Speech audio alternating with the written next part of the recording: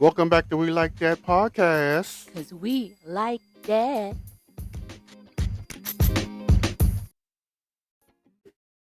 I'm Joe, And I'm Calvin. and welcome back to We Like That podcast. Because we like that. As always, how was the week?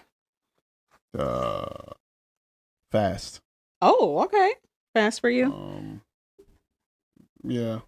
We went and got to see Battle of the Bands, Capital Battle of the Bands over the previous weekend. Worth it. It was a lot of fun to watch. It's pretty cool. It was actually really good. Yeah. Hopefully they can get even bigger bands, marching bands, HBCU bands to come. Maybe Tennessee State, Jackson State. I don't know if they'll be able to get Grambling or Southern or even Bethune-Cookman or one of those bands to come. Mm-hmm. But it was cool. But they get North Carolina A&T, they might can get one of them. I know they can't go get both. But I also know that That's North Carolina is impossible. easier to travel to. Yeah. Where we were at. Yeah. Louisiana shouldn't be that. Oh, I'm sorry. I forgot. Yeah, that's gonna be a ride. Yeah. But it was fun. Yeah. It was really fun to see everything. Our shirts were a hit. Thank you. I wish that they held it at an actual HBCU. Yeah, so they could get their actual money. I wonder. Well, I think they wanted to. They can't call it Capital of the Band. So they needed a big field. I don't know if Howard or Hampton. They has can that. handle it. Can they? Yeah, I don't know. because it's not like. But also think of like who opened it. The PG County kids. I think it was just convenient to have it right there. Sure, I'm just saying. I think It's also called Capital Battle of the Bands. So I don't know. Hampton.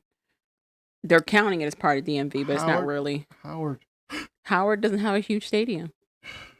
It's big enough to hold. And they're in like the heart of DC, so it's a little harder to travel to. Metro. So the kids that are traveling out of state, Metro, with all of their band stuff? No. Sure. I'm just saying. It's no different to me. Uh-huh. That's all.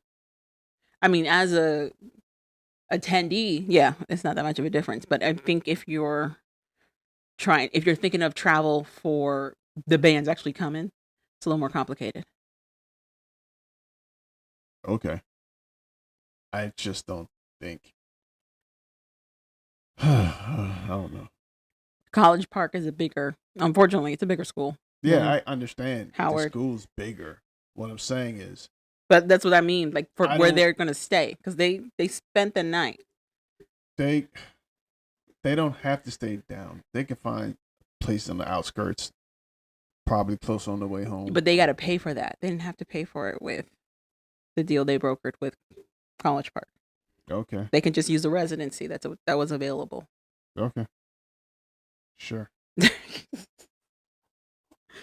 Interesting. I could see why they chose College Park. It's bigger. It's easier to commute to.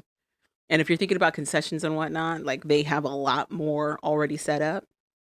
Because for whatever reason, people go and watch those football games like crazy. Are we even good? Because they're a big NCAA school. That's why. I don't know what that means. Are they Division I? Yeah, they're a Division I school. Okay. They've won a national championship in basketball before. Okay. Early 2000s. Okay. They've had really good football and basketball teams. Okay. There you go. Len Bias went to that school. Okay. So. And that's a football player? Basketball player. Basketball player. He was their Michael Jordan. Okay. Before he got drafted, and then before he even made it, died to cocaine. Oh. That's why the cocaine laws went into effect. Yeah. But he was like a talent that came out of UMD. He's from here. Okay. And he went to University of Maryland. Okay. And he was a really good player.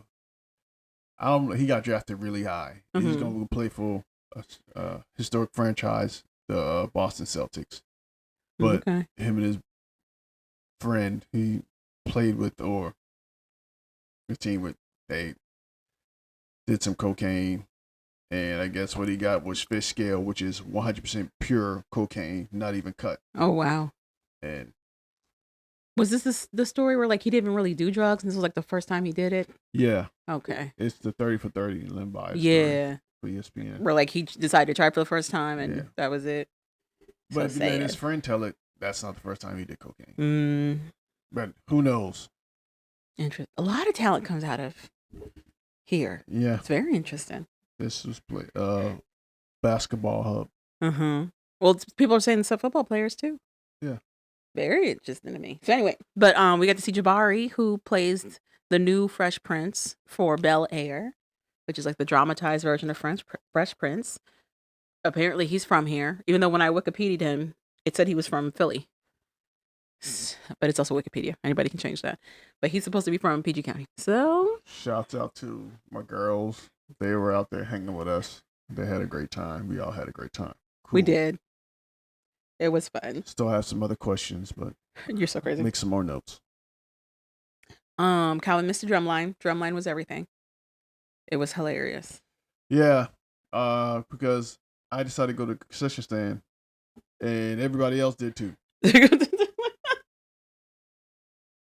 It was hopefully packed. Next time they have it staged better. Not staged. Timed better? Yeah, or they have everything mapped out the way they want to do it. Oh, the schedule? Yeah. Okay. They did have it mapped out. No. So I think some of the stuff they kind of did on the fly. Well, some stuff they had to fill for time because the equipment was malfunctioning, and then it would run over because these bands are very competitive. And two, I think they had it set for Morgan State didn't show up. Was Morgan State supposed to be there? I didn't see them on the little flyer you thing. showed had Morgan State on it. Was it Morgan or was it? No, I'll look at it again. But I don't know at the time. But the point was, it was fun. I had a lot of fun. I wouldn't mind making this an annual thing and go checking it out again when it comes back through. I had a lot of fun. And our Hillman t-shirts were everything. And I loved it. It was a good time. Yeah. I would like it to be in a little cooler situation. If we could do this where the weather is much cooler, that'd be great. But the weather was fine to me. It was hot. Fine. To me.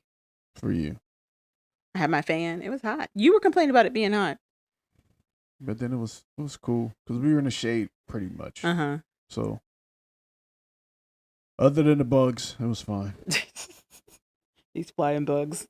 The commentary from everybody watching was fun. That was really fun. It was nice. It was a nice black event. Yeah. So yeah. And moving on to Skitty Dat Happened with Joe Drumline edition. How?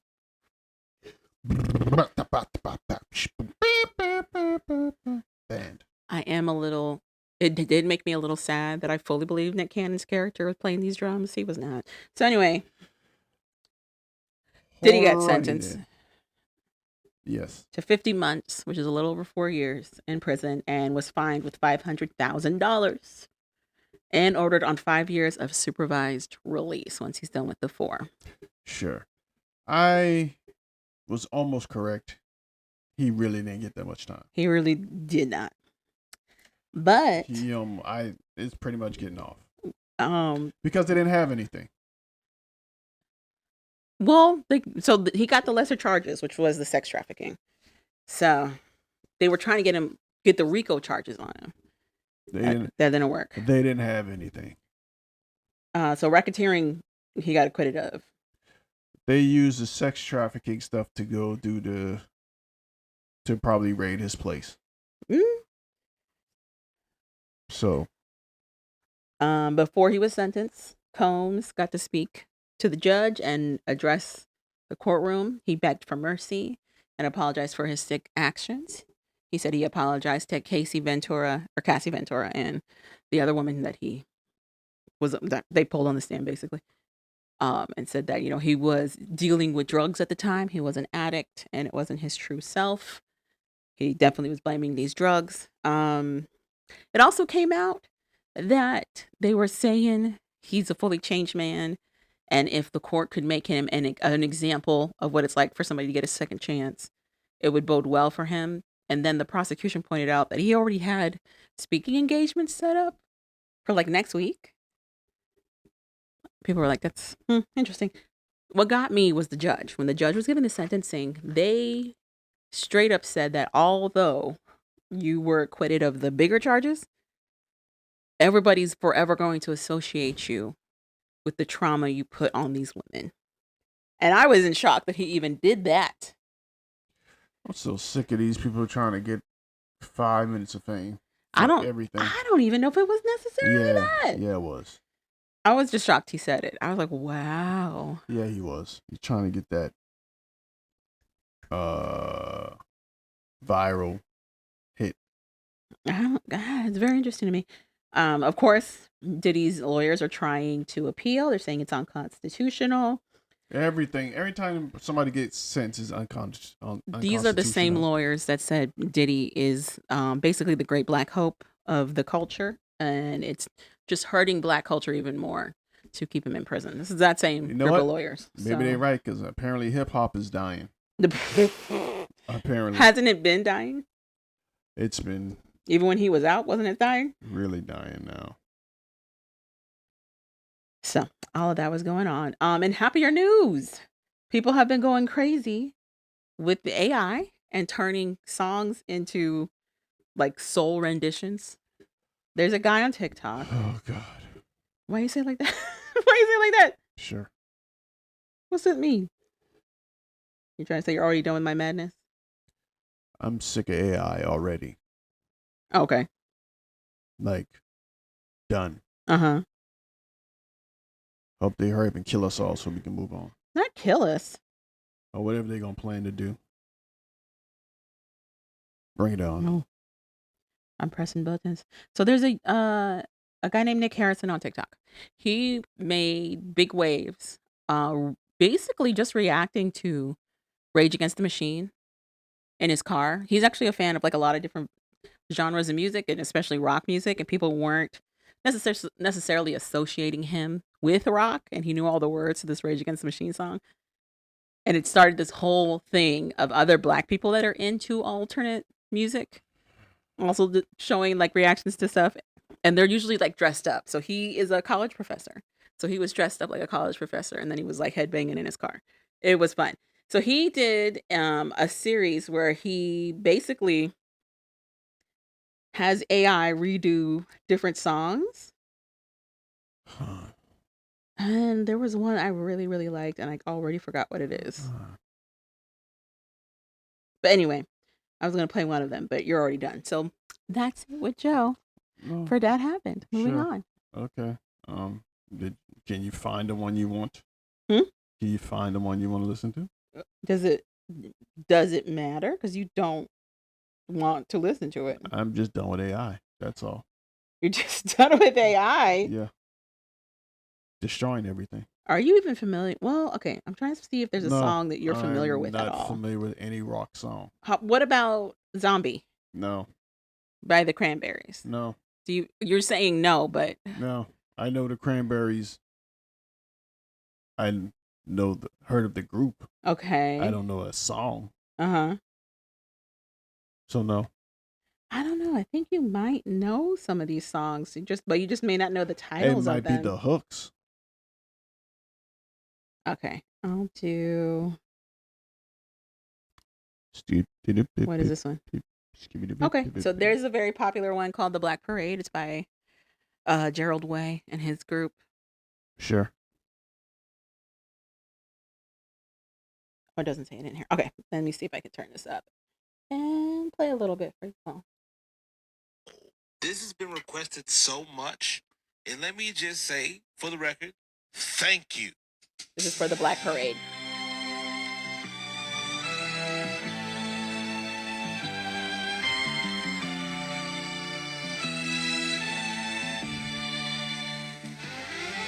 When I was a young boy, my father took me into the city to see a marching band. Yeah. He said, son, you grow. Would you be the savior of the broken, the beaten, said, will you defeat them, your demon, and all the Oh my God, this ending beginning is so long. That's how the original song goes. Oh really? Yeah. Okay. To lead you in the summer, to join the black parade. When I was a young boy, my father took me into the city to see a marching band. So remember that. And then I'll play you a little bit of the original. It has the same very long beginning as well. So that's not something that AI did. It's just, they just literally redid the song. It's known for this piano beginning.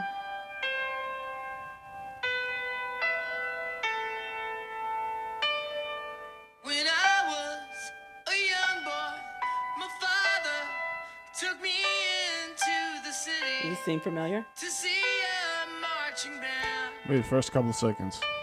He said, They put in a lot of commercials. The song has been in a lot of things. Okay.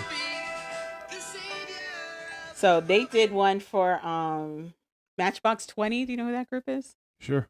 Oh, you do? Yeah. I could have played the Matchbox 20 one for you, so you would know what that. So you would have a better understanding. Yeah. They were more my time frame. All of this is your time frame. All of this is our time frame. Matchbox 20 was a bigger group. To you. Yeah.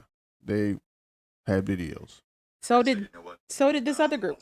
Videos. All these people have videos. They were more popular. They were more commercial. You're saying more mainstream. Yeah. Compared to, I guess, what you feel is a little more niche. Sure. I don't even know if that's niche or not. I have no idea. I couldn't tell you. They got Bon Jovi, South Detroit. Oh, I don't think all of them are in his little playlist. But okay. The point is, he's been using AI to like do these soulful renditions. What I'm learning is that whatever programming these people are using to have AI redo this, there's still some tweaking you've got to do yourself to make it sound the way you want it to sound. Like that song that was 50 Cent, and it was like the soulful rendition. Somebody had to go through and make edits so that it sounded a certain way. So that you had where they would do that vibrato or they would do the talking parts so that AI knows to do that. It doesn't just automatically spit everything out. So there's a little bit of ingenuity that also is required for you to do this. And that's it. That's all I got for Dat Happened with Joe. That happened with Joe.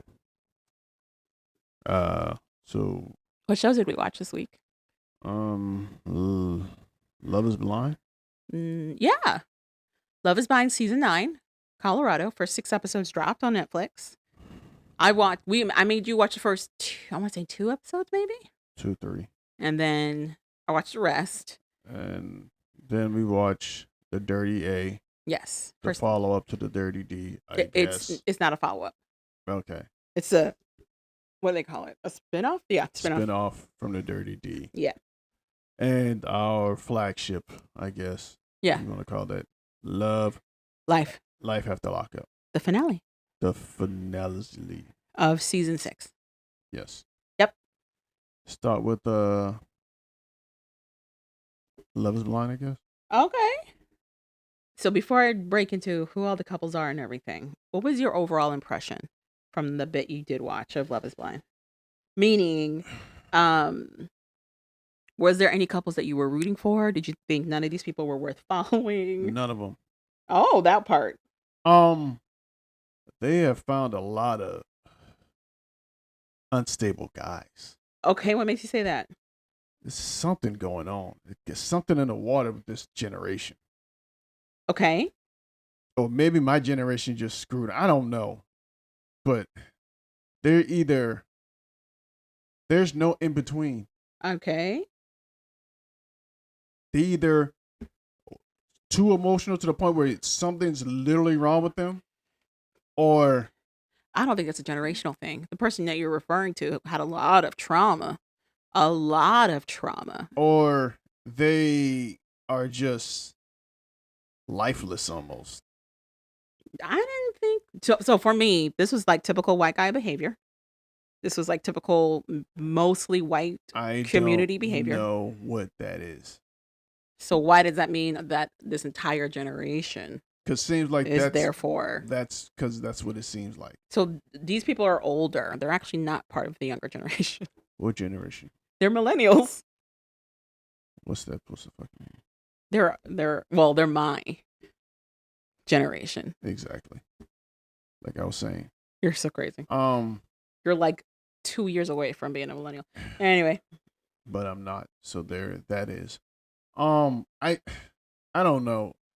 I didn't think who do you think, if we're talking about the guys being too emotional, who are you thinking of? The black guy. The one with all the trauma. From West Virginia. The one with all the trauma. Yeah, but those other guys got trauma too. They're just... Do they? It's not the same. But it's still trauma. Is it? Yeah. I feel like this is an apples and oranges thing. No, trauma. And not an apples to apples thing. Yeah, it's not apples to apples, but it's trauma still trauma technically. But there's varying degrees of trauma. Yeah, it's just degrees. That's all. Okay, so then it's not an equal comparison. Sure. Like, whatever. You got somebody who was continuously ripped away from his family on a regular basis. These dudes. And having to figure out how to grow up. And then you have other people who are just rich and white. I don't see how that trauma means it's the same. And they have some type of trauma too. They're being rich and white. Maybe they didn't get the attention they deserved or wanted. But it's not the same degree of trauma. You know what I mean? Understandable. All I'm saying is I think it's a little more nuanced than a grandstanding statement that they're all just too emotional. No, what I said was there's no middle ground. That's what I'm saying. There's nobody who's like... I think Anton's pretty middle ground. This guy. The Russian. Okay. He's pretty middle ground. No emotional outbursts. No other way. Pretty middle ground. At least right now. Well, Lord knows what happens when the other episodes drop.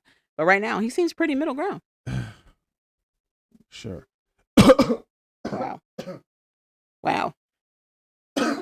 Wow.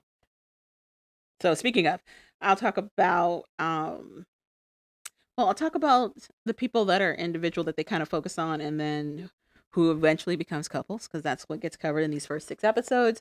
We meet them, they meet each other in the pods, they start dating in the pods, and then we end with season 6 in the honeymoon with the couples that are arranged and now set together. So first up, for the guys, we have Anton. All of them are in like transportation or logistics, which is very interesting to me. They're all in Colorado. I definitely thought this was the Philly season. It is not. This is the Denver season. So it is mostly white people. So Anton, he's actually originally from Russia. They moved to the States when he was like 12. And he shares his story of like how he learned to adapt to American culture and he had to deal with a lot of shit, basically, being a kid who didn't speak English at first when he first came in.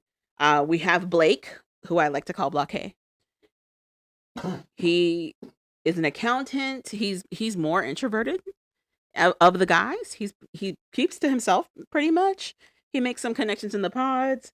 We've got Brendan, who at first, when you first glance at him, it's real easy to dismiss.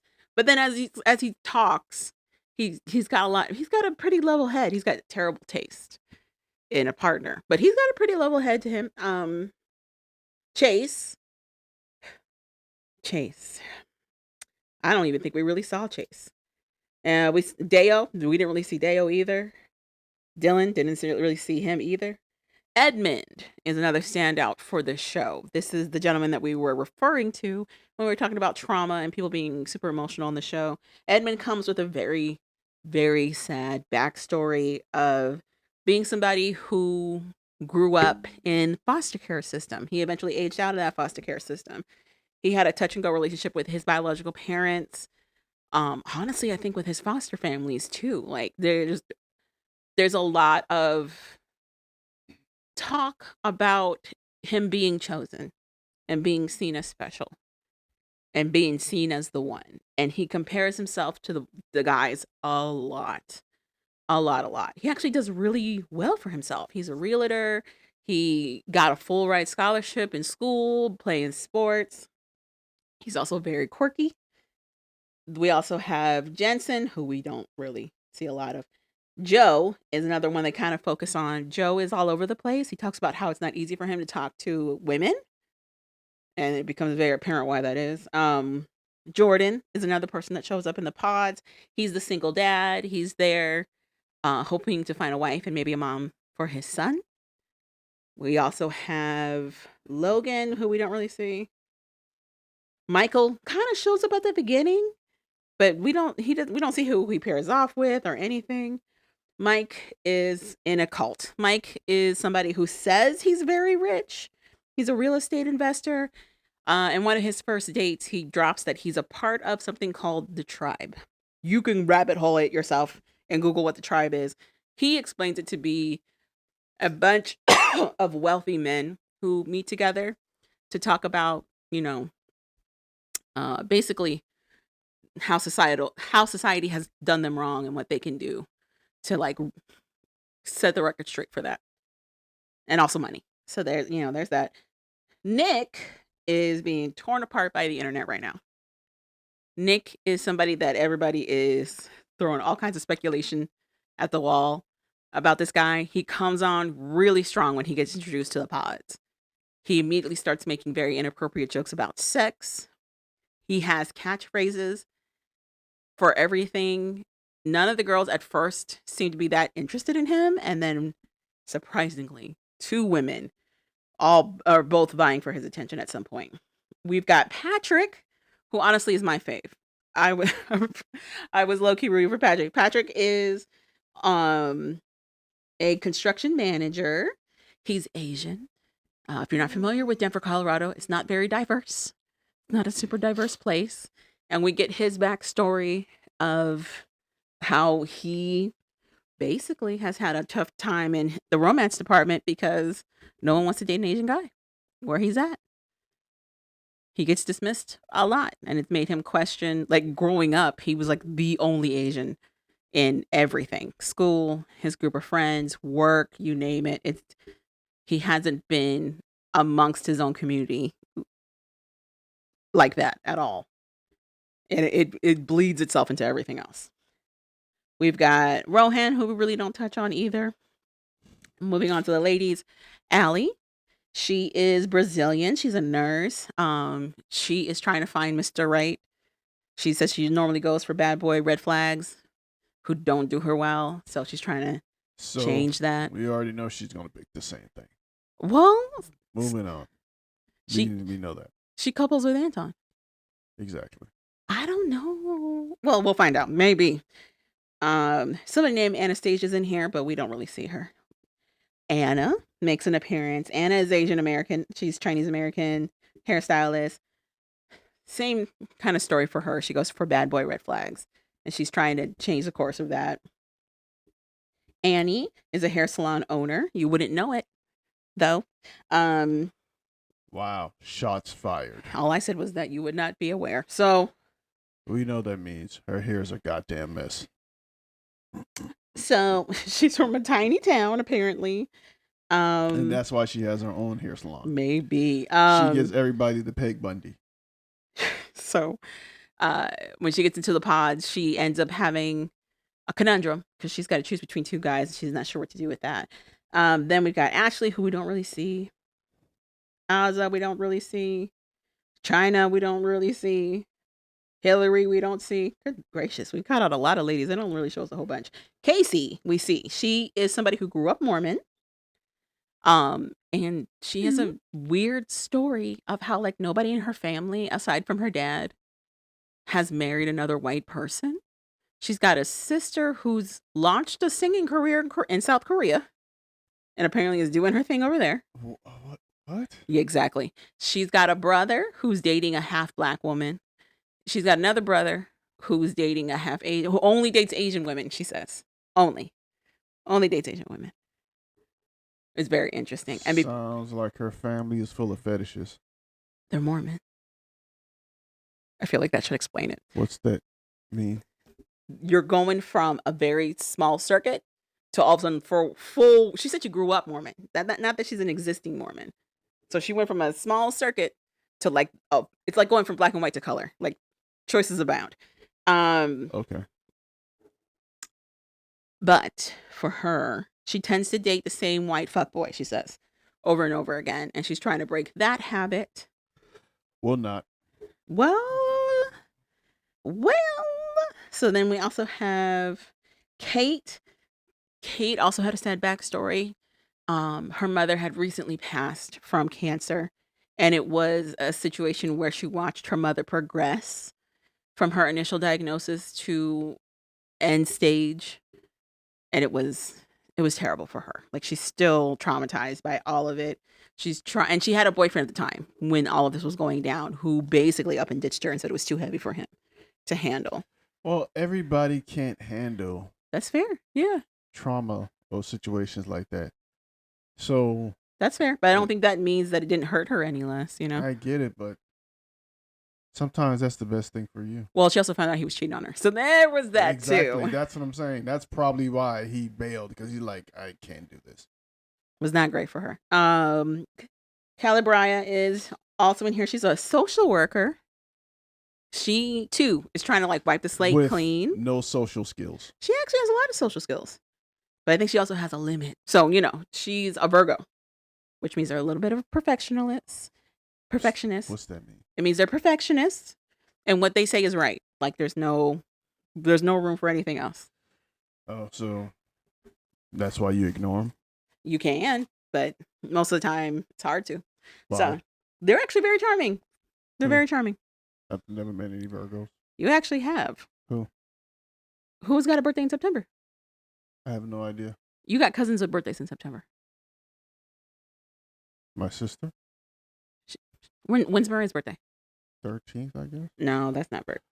It's later September. 31st, 30th. I guess my mom was a Virgo. Her birthday was in September? Like the 30th, 31st. Yeah, she would have been a Virgo. Means absolutely nothing. She wasn't super orderly or anything. She didn't have like a lot of plans in place. No. You told me she was at church regularly.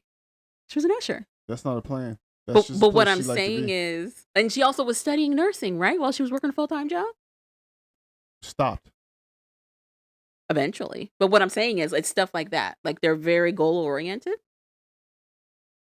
And they do it to, like, the best of their abilities. The only goal she had was probably getting it to heaven. They're also really good at juggling all of these multiple responsibilities. Like, it's second nature for them. Okay. He said, okay. And it worked for her, right? She got in. I'm just saying. She did what she did. Okay. Touche. So the thing about Calibria is that, or Calibria, she is also abstinent. She is coming off a year of being abstinent. She wanted to take sex out of the equation because she felt like it was really messing up how she was choosing who to love. Did you know that? What happened? She's abstinent. She's not having sex. And she's been not having sex for about a year. Good for her. And she doesn't want to break her abstinence until she gets married. That cooch is on fire. Oh, no. Yeah, it is. There's Kaylin. We don't really see her do anything. Madison is a UX UI designer. That's coding. So she makes good Monties. Okay. She is also slowly going blind. She has a degenerative disease of the eye where in the daytime she can see a little bit better, but at night she can barely see anything. So if it's low light, she can't see anything. I don't know why she would put that out there, because now stuff can happen. Well, but the other thing is, like, it's progressive. So she wanted to be upfront with her potential partner because it'd be a little disingenuous to be like, let's get married. Anybody trying to drag around a blind woman? Well, so there's that. Megan H, we don't see. But we do see Megan W, aka Sparkle Megan. Megan hints that she's well-to-do, that she did well for herself in business somewhere, managed to sell that business for a lot of monies. Money is not a worry for her at all. She is used to dating older, rich men, but doing so has hurt her more than helped her in her romantic past. She talks about how, like, when it comes to dating these particular gentlemen, they don't really emote. There's not a lot of emotional bonding that happens in those relationships. It's almost like she gets used for sex, and then they throw a present at her, and that's pretty much it. What she expect old men to do? She wanted a relationship. She wanted them to be like. That's not the place to go for a relationship.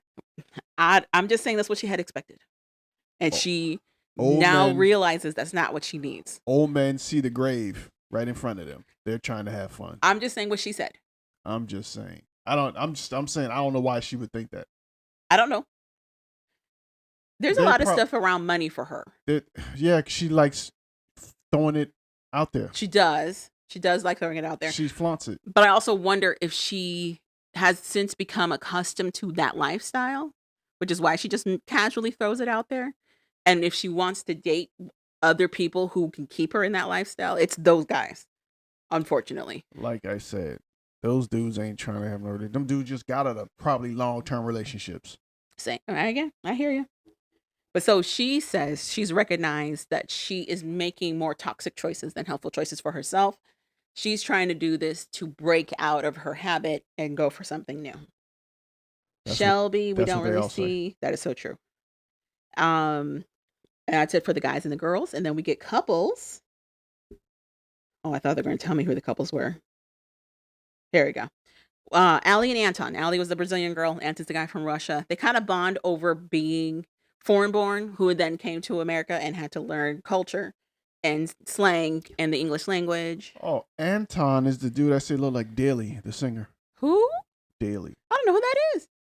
Daly is a UK soul singer. Who's white? Yes. And he's actually really good. I have 1,000 more questions right now. I'll play you one of his songs. It's like Daily? Daily? Yeah, Dailey, I think. Oh, okay. He got a big hit with Marsha Ambrosia. Really? Yeah. Be Alone Together. You haven't heard that song? Mm-mm. I don't listen to radio. I listen to my playlist, which has my same music over and over and over again. I don't listen to nothing new. Okay. Unless it's on TikTok. But anyway, Allie and Anton, where he's originally from Russia, she's originally from Brazil. They talk about how like they eventually became like the translators for their parents, having to learn a whole new language and being in a whole new country, and how that was rough, how they both were bullied from not being from America at first. And then they kind of go into their relationship histories.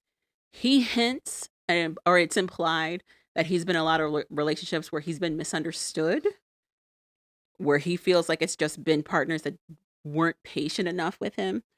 And she implies that she's been in relationships that were just straight toxic, and she wasn't good at not only recognizing, but following through with getting away from that toxicity. And guess what? She's in another toxic relationship. Right now, granted, we're only at the honeymoon right now, but right now, it's kind of the other way. What's the other way? Basically, as they're getting to know each other more and now seeing each other face to face, she is heavily implying that she wants to be kept a certain way. She wants him to drop money a certain way. And if he can't do it, she's not sure she wants to stay in the relationship. And that's where they've kind of hanged it for them as a couple. But didn't that lead to her being treated a certain kind of way? Yeah, it did. And didn't she say she don't want to do that? I agree. Yeah. But you said she was gonna repeat her behavior of a guy doing whatever. And it's kind of the other way right now. No, the repeat is it's going to be toxic because of what he said about himself. What he's I don't know. We'll see. Said women weren't patient enough for him and how he processed his emotions. Okay. To me, that sounds like he didn't talk. That's what it sounds like to me. It sounds like to me he wasn't good with the communication. He don't talk, or he gets very loud. And aggressive. What? Okay, maybe the aggression. Maybe the aggression part. But I don't know. So we're only at the honeymoon part. Right now, the person that's being annoying is her. Right now. They get into a whole conversation where she's looking at the ring that he proposed to her with. The show gives them rings. And he happened to know the price point. She's looking at the ring and she's like, is this about $5,000? And he goes, yeah. How did you know it's about a $5,000 ring? She's like, well, you hinted the other day it might be closer to 10, but this is not a $10,000 ring. And he's like, I would never spend $10,000 on a ring. He's like, I love you, but I would never spend $10,000 on a ring that could be used elsewhere. And she goes, I don't think that's unreasonable. I don't think it's unreasonable for you to show your love in a big way. Girl, what? Anyway. And at first he's like, I think you're joking. She was not joking. So then we get Madison and Joe. Hard eye roll. Madison and Joe in the pods hit it off personality-wise. Joe stumbles over his words a lot. And I think he kind of liked Madison's energy with that because she would, what's the word? Tease him a lot. Not necessarily bully him, but she would tease him a lot about what he was doing. And I think it kept him interested. And then when after he proposes and meets her in person, he regrets it. He's trying to be nice and not say he regrets it, but he regrets it. He is thrown by how quote unquote big she is. He talks about how he's normally with smaller girls, but that he can get over this. He can find attraction for her. It's the most ridiculous thing. Madison's not even big. She's not even a big girl. But Joe is hyper fixated she is. On it. She's big for a white girl. Not really. Like tall wise?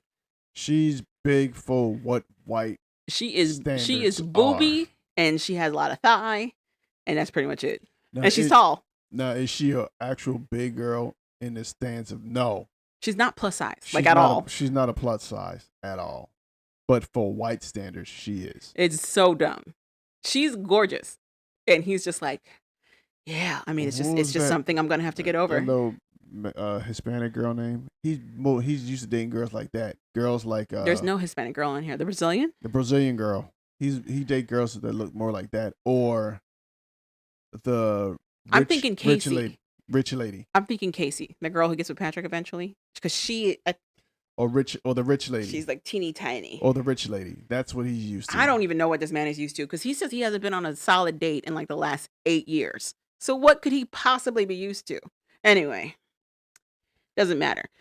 Madison's into Joe, but Joe is definitely withholding from Madison and gaslighting the shit out of her by saying that she's just seeing things that aren't there. Which is crazy. He's afraid if he gets some of that poo-tang, he's not going to leave. The other thing is she tells him that she can't see in low light. And he's like, let's go to the pool at night. He lets this woman trip into the pool, run into stuff. And he's like, oh, my bad. I'm sorry. I should have reminded you. Sir. Then there's a whole scene in there where all the couples meet up. And they have a little party get together to meet with the other couples. They get into a fight at the party where Madison calls Joe's behavior out. She's like, you're not really talking to me. And then when you are talking with me, you're talking over me to crack jokes with somebody else. It's like you're trying to avoid me in the party. And he goes, I don't know what you're talking about. I got to go. And he leaves. Apparently he said he's going to go take a nap. She finishes out the party. He left in the afternoon. She comes back late into the evening, almost early morning, to check on him. He's sleeping. She pats him on the leg and says, hey, I made it back. He starts talking incoherently immediately. Why are you dressed up? That's what you get. Like he's saying random things and it starts to freak her out. And she's like, are you okay? Is everything all right? And he's like, what? It's yellow. She goes and gets him some water. He doesn't drink it. He just kind of holds it over his head and keeps talking nonsense. So she starts to cry because she's freaked out. And he's like, why are you crying? Why are you upset? And she's like, you're acting really weird right now. I don't know what's going on. And he starts fighting with her. And then she's just like, forget it. I'm just going to leave right now. She goes to the bathroom, cries some more, then steps out to like take a break. Joe gets up from the bed, starts talking to like the camera guy, but it's still incoherent. He's not saying anything that makes any sense. It's the craziest thing. It doesn't make any sense. So people on the internet are saying he wasn't drunk, that he was on the white horse. So we'll see. Cocaine doesn't make you delusional.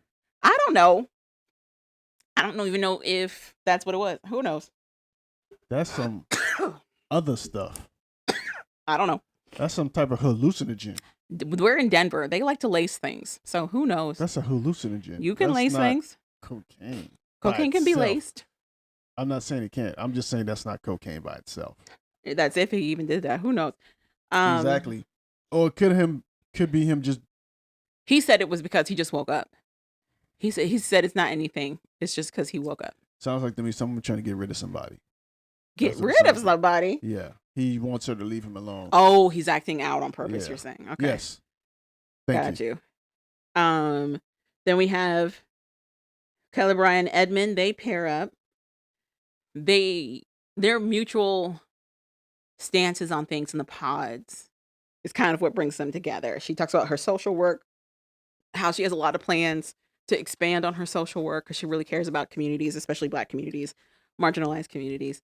And for Edmund, that hits close to home for him because he grew up in the system. He knows exactly what she's talking about. He knows what it's like on the ground floor. He actually gives back to people in foster care, kids in foster care, as part of his own businesses stuff. He does a lot of charitable work in that same lane. So they really hit it off in terms of having that in common. But then it gets real weird. They meet, he proposes, she says yes. And when we get to the honeymoon, for me, that's when the cracks really start to form. The internet is saying that he's always been weird. There's parts in there where he's making out with the floor. There's a scene in there where one of the guys doesn't get chosen.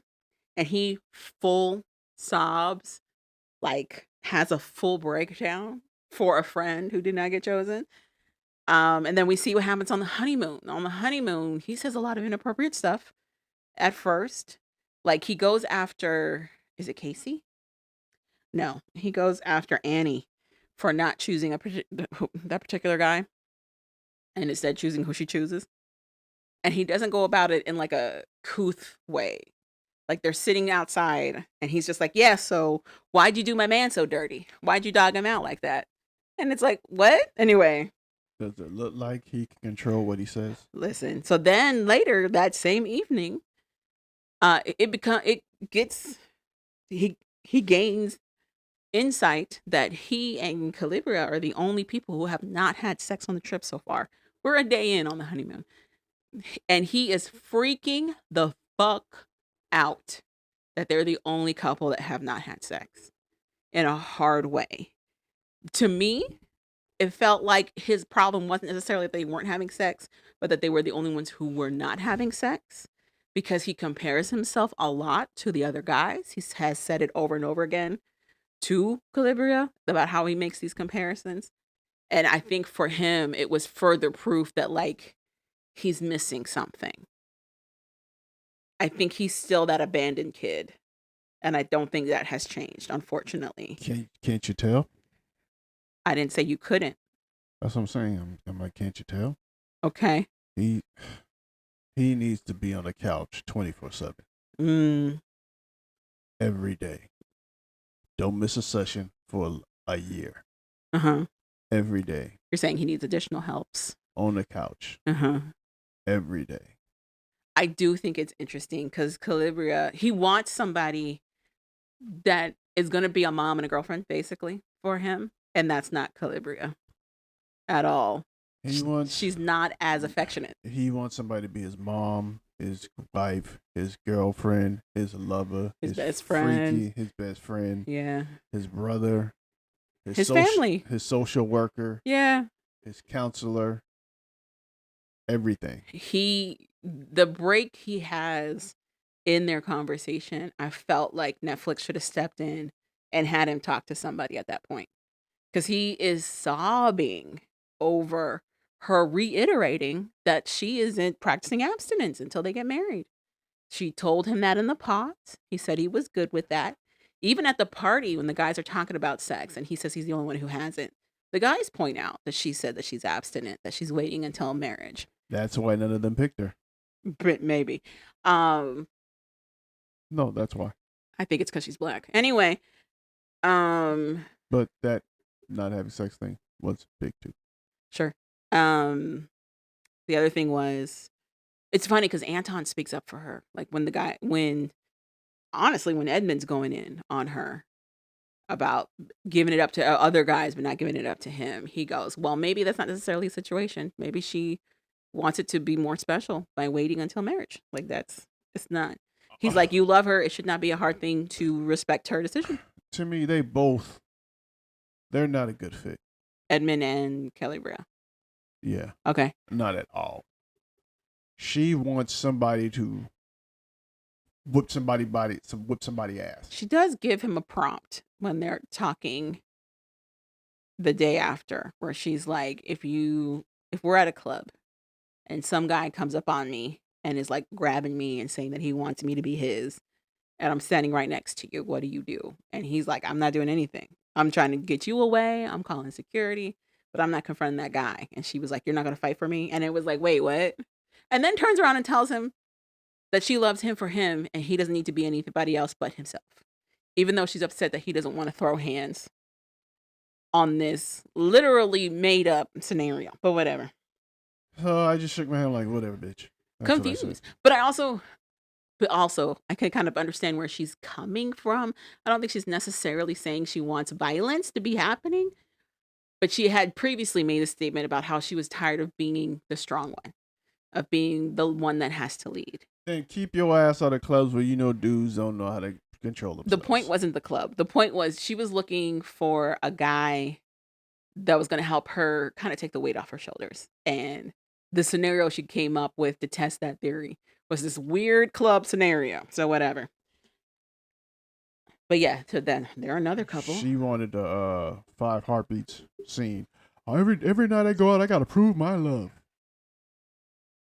I'm like, nah, we ain't doing that. Okay. Then we get to Casey and Patrick. Casey is the girl who grew up Mormon. Her sister is a Korean singer, South Korean singer. She's a white girl who's singing in South Korea. Patrick actually had a stronger connection with another girl. What was her name? Anna? I don't know. She was Asian in the face. Not Asian in the face. Yeah, Anna. So at the time, he was really leaning into Anna. He was really feeling her. Anna had the choice between him and Blake at the time. And it seemed like she was discovering more and more about Justin that they had in common. They were both Asians in Denver, which is really rare. They only dated white people in their romantic history. They never dated other people who were Asian or any other race. And they actually had a lot in common in terms of like culture and their parents, and just like they were on the same page for a lot of things. And I think it became too much for Anna. Anna was also having a really good time with Blake. Blake and her were also meeting a lot of the same. They were making a lot of the same points, being on the same page about a lot of things. Anna ghosts the experiment entirely. She just leaves. Leaving Patrick hanging, leaving Blake hanging. Blake finds out Anna leaves. He decides to ghost. He decides to leave. He also had another girl in the wings. We'll get to her. But Casey was Patrick's second choice, essentially. He was another person that he was talking to. He had a lot of hesitancy with Casey because he wasn't sure how she was going to react when she found out he was Asian. He talks about how in his romantic history, him being Asian has been a detriment. It hasn't been a positive experience for him in Denver. People dismiss him because of his ethnicity, or they fetishize him because of his ethnicity. And he says he just wants to be seen as like a regular guy. There's a bigger conversation happening on the internet around the Oxford study theory when it comes to Asian women, and in Patrick's case, an Asian man who only date white people. Have you heard of this thing at all? No. It is actually a made-up study, it turns out. People really thought it was real for a second, but it's a made-up study used to talk about how like Americanized Asian people tend to only view white people as an alternate romantic partner. There's nothing in between. They're either with another Asian or they're with a white person. And that goes for a lot of Asia. South Asians, East Asians. White is where they're going to go, or they're not going anywhere else. There's also an internalized racism or prejudice that they're dealing with as to why they're making the choices they make romantically. And it's a big talking point right now on the internet that Patrick and Anna, who are both Asians, never dated Asians. And they even say if they found out, if they could see the people and they could make a choice based on what they're seeing, they also wouldn't choose Asians in that case either. It's very interesting to me. Not really. Self-hate is real. Self-hate is absolutely real. But also, as somebody who grew up in a primarily white area, I see how it gets there. I can definitely see how they've come to these conclusions for themselves. And they've never left their areas. They haven't gone out to live anywhere else. So they don't know what it's like to live in their own communities. Anna says the reason she left the show was because she was worried about her parents. She never told her parents she was leaving to do the show. She finally called them halfway through the experiment. And of course, they were freaking out. They thought she got kidnapped because she just stopped talking to them. And I guess that conversation she had with her parents just really fucked her up because apparently she came back from that call crying. And then she left. She doesn't talk to her parents, but then talking to her parents scared her. But it's Chinese culture. So she didn't tell her parents because she knew they would say no. And she's filial, meaning like she listens to what they say. I thought she didn't care what her parents thought. She never said that. Because didn't they try to hook up with an Asian person and she keeps saying no? No, she said they would love for her to marry an Asian person. They haven't been hooking her up with any. Okay. But she's gone. So Patrick makes his choice to be with Casey, even though he has these hesitancies with Casey, because he kind of feels like he's repeating past romantic actions, which is like putting his hopes on this person that he knows is not as into him as he is into them. But Casey's telling him that she's on the same page as him. She's like, I would never hold your ethnicity against you. My family's very much like love first. But this is also the same woman who said when she told her dad that she was joining the show, he told her it was a major mistake because chemistry and passion are huge markers for a relationship. And you don't get those if you can't see the person, if there's no attraction. I was like, damn. So Casey and Patrick get together. They meet. The meet cute was awkward as hell. She kisses him a lot, but she also kisses him with like that face of somebody who's like, I'm just going to go through the motions. Patrick is so happy. He's so excited and elated. And then not even a full day later, she is crying with the producers, talking about how Patrick deserves to be with somebody better, somebody who's completely obsessed with him, and how for her, the attraction is just not going to grow. And she's worried about how that's going to sound to the world because she doesn't want the takeaway to be that she didn't like him because he was Asian, even though that is the takeaway. So she meets up with Patrick before they're supposed to fly out for the honeymoon and tells him she's not ready to fly out to the honeymoon. She does not tell this man that she wants to break up with him. He asks her, are we breaking up? Like, what's wrong? And she just tells him it's moving a little too fast. She wants to date him a little bit more in the real world before they start moving towards their engagement. He says, okay. We find out later that's the last time he sees her. When they go back to the real world, she ghosts him completely. They never talk again.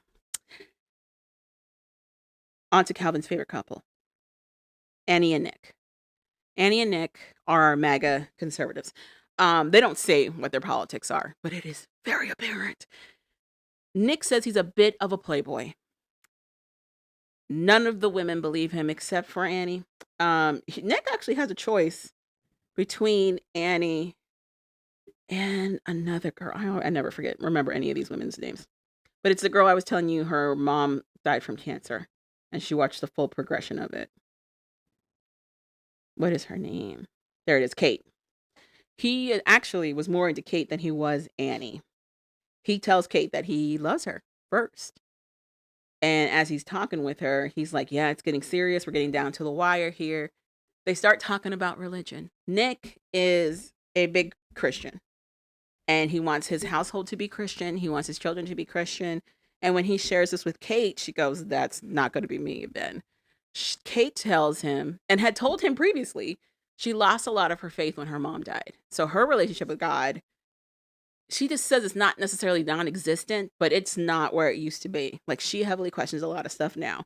So she can't really call herself a Christian at this time.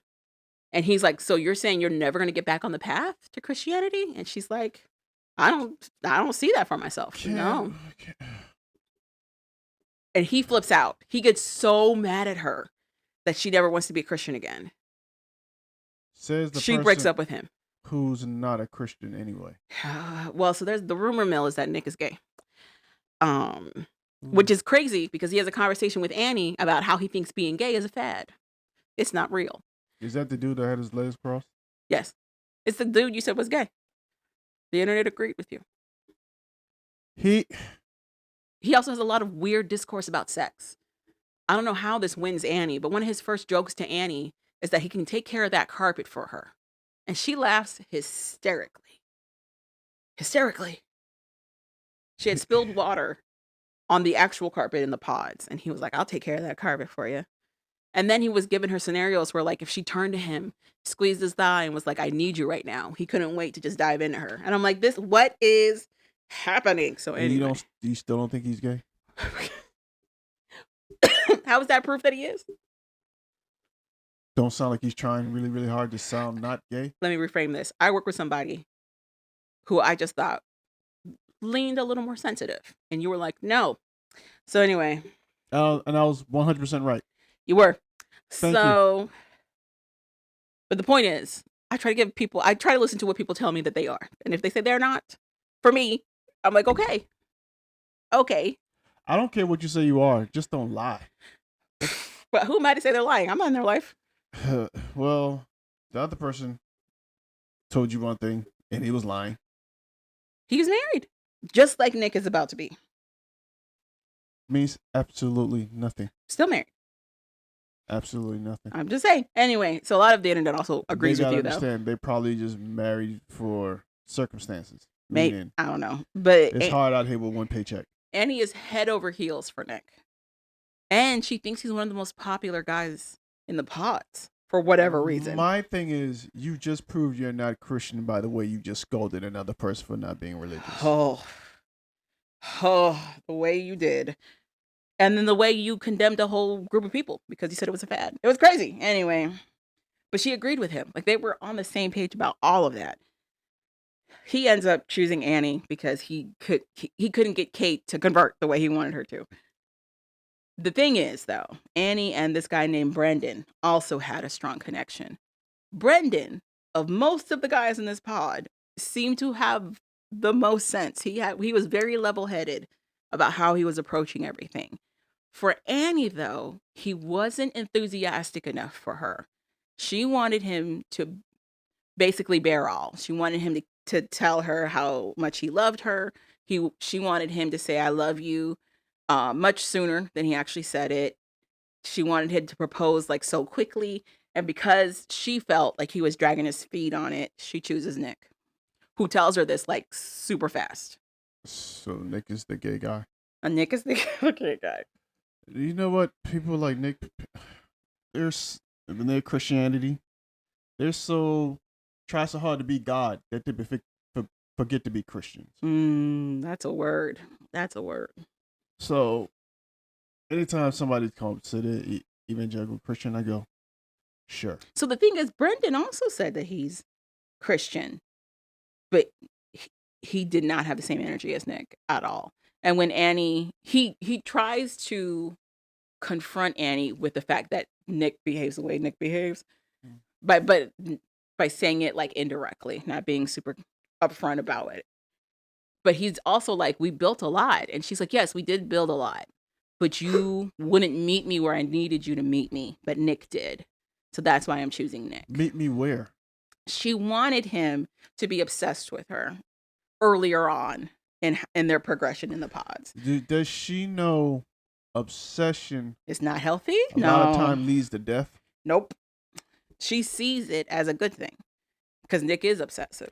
So all other dudes have been obsessed with her. Why is she so single? Actually, all the other dudes have not been. So she said. Nick is a first for her, where he's matching the energy she wants. What? Just talking to her dirty? Talking to her dirty, saying how much he wants to start a life with her. Conversations they had about moving, because a lot of them are not in Denver specifically. They're in like surrounding towns. Nick said that he would up and move for her because she's got, a brick and mortar business with hairstyling. So it'd be a little more complicated for her to move. And he works remotely. So he was like, I would definitely just move closer to you since, I can move, but it's a little harder for you to do it. And it was actually a point of contention with her and Brendan because he's also got a career in a different city. Well, she don't want no competition for her salon, so I get that. I don't know. So, but that was the whole thing. So, but yeah, they end up together. Annie and Nick end up a couple. They have the most awkward kiss I've ever seen. Have you ever seen somebody, when they go to kiss you, they just go over your entire mouth? Like the lips go over your lips? Over them. They don't have any lips, so does it matter? It looked like a mouth trying to inhale the other mouth. Sure. You said sure. But on the honeymoon, they're the most loved up couple. They're cuddling, they're kissing on each other, awkwardly, hard. They're doing it. Oh, but Allie, the girl from Brazil, she thinks Nick is a lizard person. That was hilarious. So then we have Megan and Jordan. This is Sparkly Megan, the rich girl. And she ends up with Jordan, the single dad. Megan had a whole journey where she was talking to like 3 different guys. There was Blake, there was Mike from the cult, and then there was Jordan. Of the 3, she actually was leaning towards Blake the most. He seemed level-headed. He was kind of on the same page as her. He also made a decent amount of money, so it would have kept her in the same circle that she was already in. But he ghosts her. He leaves after Anna leaves. So then it's just down to Mike and Jordan for her. Jordan is somebody who's wildly different from what she would normally choose. She would never choose Jordan in the wild, is what she says. Like, he is definitely not the type of guy that she would typically go for at all. He definitely would be somebody that she just writes off. And that's because he's a little more sardonic. He definitely doesn't hang in the same circles as her at all. He's more alt rock, single dad, and she's very more like pampered princess, rich girl. But he keeps her laughing and he makes her feel good. And she doesn't have to question his intention. And she finds herself having to do that with Mike.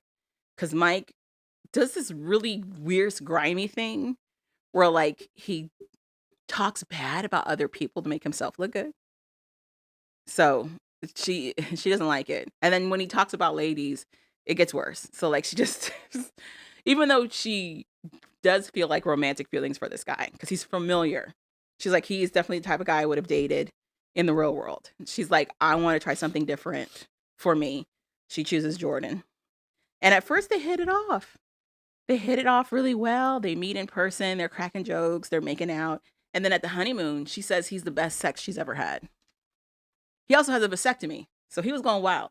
So she was having a great time. But at the honeymoon, after when they have the couples party, he does this very sarcastic, jokey thing where he just keeps cutting her off and taking words out of context to like sexualize them. Like she tells Anton that she wouldn't have pegged him to be Russian. And he goes, pegging? I hope not. And he just gets real loud about it and belligerent about pegging and how he hopes she doesn't peg Anton and that he hopes she doesn't peg him. And she's just staring at him. Like, what is happening? He's also drunk as a skunk. Anyway, but for the most part, they seem to be getting along. Jordan has a son who has juvenile diabetes, which hits home close for Megan because her dad also had juvenile diabetes. He had diabetes his entire life, and he actually passed in 2020 from the unrelated complications due to his diabetes. So for her, she kind of feels like it's God's message and her dad's message to her to give Jordan a try because there's just so many similarities to her, like her family. Sure it is. Listen, you find God where you find God. So that's all the couples. We leave Love is Blind on that honeymoon. They're still at the honeymoon with those couples. I would be very surprised to see who makes it to the actual altar right now. No one's going to make it. Well, we've seen the previews. Somebody does. Somebody makes it. It's going to be because social worker. I bet it's Annie and Nick. Social worker decides she wants to stay with Crazy Boy. Well, just because they make it to the altar doesn't mean she says I do. But I think Nick and Annie do. I think they're the couple that goes the whole way. Sure. Who do you think? If one couple had to get married, because one couple does, who do you think it is? You think it's Anton and the Brazilian, Allie? No. Okay. Do you think it's Redmond and Edmund and Calabria? That's good. I don't think it's Madison and Joe. That's the guy who can't get over that he thinks she's fat. Of course not. It's not them. Maybe Jordan and Megan, the single dad and the rich girl. Maybe them. Probably them. Maybe. We'll see. That was Love is Blind season 9 so far. Yep. I just don't. I think a lot of times people are too busy trying to tell people how to love them instead of let love. Uh-huh. And sometimes you telling somebody how to love you is not the love that you need. I agree. It's the love you want, but not the love you need. I would argue that all of your failed relationships would show that you don't know how you should be loved. Exactly. So just let love, and then eventually they'll love you how you need to be loved. But I also understand that doing that is scarier. Letting love is scarier. Well, just living is scary. That's true. So, because you realize the best relationship you probably had is the one where you just let things just go. That doesn't mean you're not going to have ups and downs, but you'll be better prepared to handle it. That's true. So, but I also think when people say they have a type, I don't think people... it's my belief, my theory is that people don't actually have a type. They think they have a type because they've created a pattern for themselves, but I don't think people really have a type. They have patterns, not types. That part I agree to. Yeah. Because you keep picking the same thing. Right. Doesn't mean that's your type. Right. That's just a emotional pattern. That's the most familiar pattern to you. And sometimes you're just stuck in a rut. That's true. But also sometimes you just be blocking your blessings. So that it's amen. I'm just saying, we don't really know. We like to think we have control over all aspects of our lives, but we don't. So there's that. But yeah, that's Love is Blind so far. I'm excited to see where else we're going to go with this. We're supposed to see a reunion where all the people from the pods meet up for the dinner, which they do every season. And Patrick and Anna have a conversation. So I kind of want to see how that's going to go. Love is Blind. And it took over all their minds. Pretty much. Moving on to the dirty A. Yes. A. Was it a good representation of Atlanta? No. Did anybody have an Atlanta accent? No. Okay. Not even close. Not even Nia? No. The mom of Vision. No. Nobody had an Atlanta accent? No. Okay. Definitely thought somebody did. No. Okay. So episode 1, we start off at Nia's house with Vision's baby's mother. I think you should explain who Nia is. Nia is the mother to Vision. She also is best friends with who I guess the core characters are that their show is going to follow. There's 3 women the show is going to follow. Unlike Dirty D, which is based around a club, this is based around a record label. Okay. And they're focusing on the friendships of these 3 women in particular, which is Nia, Alex, and Kendra. They all went to college together. That's the very weak backstory we get. So yes, we open up with Nia talking to her Vision's baby mama. I don't remember her name. It's not important anyway. That's true. But she also randomly has a twin. So they're in the kitchen talking, and she's telling pretty much Vision's mom. At first, I thought it was her mom. Oh, she calls her mom. About how this rap shit is taking too goddamn long. She's struggling. They're about to have a baby. He's not working. She's struggling. And she was just to hold out a little bit longer and see what happens. Because you guys are just like me when I had Vision or whatever with you boo. Mm-hmm. And she gave her a necklace. I don't know what this for, a birthday necklace? A push gift. A push gift. So all of a sudden Vision comes downstairs. They hop. They leave. They get in the car. They're talking. And I guess they're about to have sex. I don't know what they're about to do. They're just talking. Then all of a sudden, randomly, some dude runs up, yanks the chain off her neck, and shoots her in the face. That wasn't a dude. That was a woman. We don't know if it was a dude or a woman. This person had cleavage, so I would think it's a woman. I didn't even notice that. I just That's why I know- said the other girl was the killer. It's the same shape. Oh, I just saw somebody run up, shoot her, and then leave. So then we cut to the funeral or the repast. Mm-hmm. It's not the repast. It's after the funeral, I guess. The repast is before the funeral. It's after the funeral. We're at Vision's baby mother's mom's house. They all went to school together as well. They're all friends.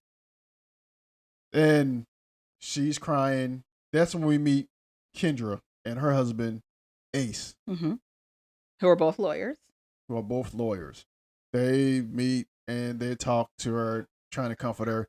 Then Nia and her son Vision walk in, and then that's kind of all hell breaks loose. Their ex, I guess it's their ex friend now, is blaming her son. No, she's still like a college friend, but yeah. Nia is blaming Nia's son for pretty much her daughter being dead and saying it's probably some dude she was messing with or whatever that's shot and killed her daughter and it should be him. And Nia's like, wait a minute, I lost a daughter too and I lost a grandchild. But she said, but you didn't lose a child. Yeah, that's exactly what she said. You didn't lose a child. Or she said, you know what, let me leave if I say the wrong thing or whatever with you will. So they go into it. They finally, Nia and her son Vision leave. Then she goes upstairs to comfort the girl's twin sister randomly. Kendra does this, yes, not Nia. Then Kendra goes upstairs behind the mom to comfort both of them. And then her and Ace leave. Mm-hmm. I don't even know what episode what happens after that. I don't even know where we go after that. We also see Kendra and Ace fight in that same episode. Oh. We get the groundwork of how like they're posing as this happy couple, but they're not really a happy couple. So Ace and Kendra issue is that Ace wants to have a child, and Kendra wants to not have a child right now because she's trying to make partner at her law firm. Mm-hmm. Mm-hmm. And Ace is like, screw that, whatever, we'll do, cool. He says she's not a real wife because she's not really taking care of her husband. And I was ready to throw something at that TV. Why? Because that's dumb. That's dumb. What's dumb? It's not like he met her and she was a housewife and now it's a big change. They both went to school for law. And they've been married now for 6 years. I don't know why he's acting brand new. That was real annoying to me. Okay. Then we meet a guy named Navy Sanchez. He's pretty much the label label owner. He's the owner of a label called The Dirty A. The Dirty A. He has a wife named Alex. And Who he hates. And he's been cheating on this whole time. Yeah. Apparently, the backstory is he's from his parents owned some hole in the wall restaurant. She saw him there. They got married, and she pretty much put up the money for him to have his record label. Yes. But for some reason, he forgot that, and now he just wants to treat her all types of scummy ways. I don't think he forgot. I think he doesn't want to be reminded because he's gained so much power from it. We go to the record label, and we see him, Navy, on the phone talking, and in walks Ace. Ace is the lawyer for the label that Navy is running. They're talking. They say, "I got this new artist I want to sign." He said, "Just let me know this, who the artist is. We write out particulars. Pretty much, they're gonna finesse this dude out of all his money." So we cut to Nia calling Kendra and saying, "Hey, I need you to help me right quick. I need a lawyer." She's like, "I'm busy. I got other cases to do." She's like, "You know I won't call you if I didn't need you." So finally, Kenya says, "Yes, whatever with you." Kenya goes to her office and her sister Sky and tells her, "Look, I got another meeting I got to go to right quick. Can you do this?" And this, and Sky goes, "Cool." Sky's like, "But can you watch my daughter or son, whatever, her child, sometime in the future?" She says, "Sure." But Nia rushes off. Kendra watches off, and she ends up going to this office. Mm-hmm. And Ace is there. And this other chick who I guess is another rapper or singer, Another artist for the artist on the label. label. And I guess they were too close, and Kendra starts to feel some type of way. So they pretty much just dog each other in front of this stranger on the label, and Kendra walks off, and Ace goes back to talk to the girl about her contract or whatever. Mm-hmm. We go to the signing party or whatever, which there were no cameras, no nothing there. It's supposed to be a press conference. They show some flashes.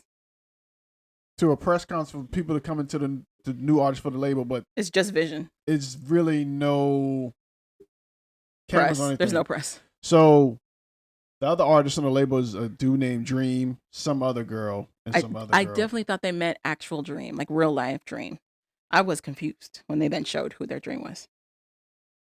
So they get ready to go over stuff, and Kendra tells Ace, I need to see Vision's contract.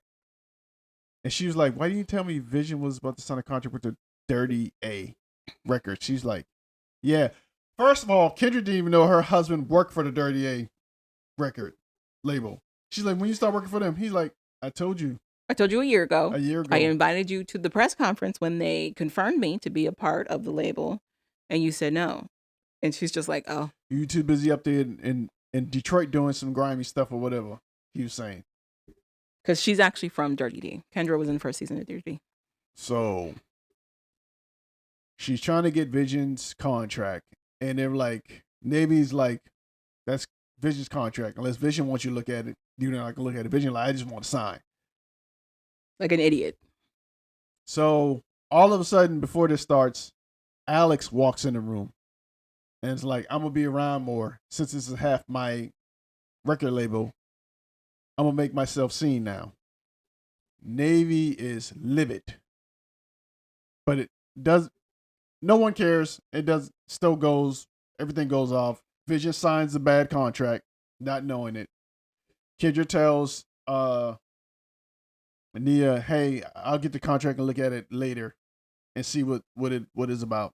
Mm-hmm. And Kendra and Nia's like, "You." Pretty much, Kendra tells Nia, I don't handle contracts. I'm a criminal lawyer. But in Nia's mind, she's like, a lawyer's a lawyer, right? She's like, no, they're specialists in fields. She's like, if my foot hurt, if my elbow hurt. She's like, it's going to a foot doctor and telling him my elbow hurts. The comparison didn't make any sense. And she's like, no, he wouldn't know what's wrong with your elbow if he's a foot doctor. Because he's not a specialist in the elbow. Right now, Nia really gets annoying. Like they haven't really given her own plot yet. So it's just her popping off. She pops up at the lady for being mad that her daughter's dead.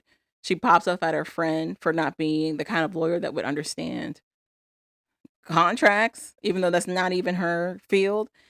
It's real crazy. And then she can't read it anyway. Like it was weird. So, which she can, but